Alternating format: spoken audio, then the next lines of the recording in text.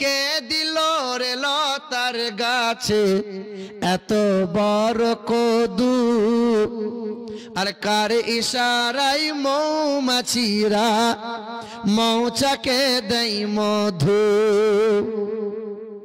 শিমুল গাছে কে দিল রে নরম নরম তুলা, আর কার আদেশে চৈত্র মাসে জমিন মাঝে ধুলা। ঝিনুক মাঝে কে দিল রে মুক্তামণির হার, আর আখের ভিতর কে দিল রে রসে যে চমৎকার। আচ্ছা মানুষ বলো দেখি রাত্রি কেন কালো,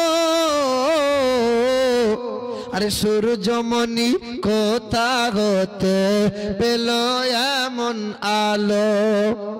দুধ কেন এমন সাদা, মরিচে কেন ঝাল, আর আমগুলো সব পাকলে পরে হয় কেমন লাল।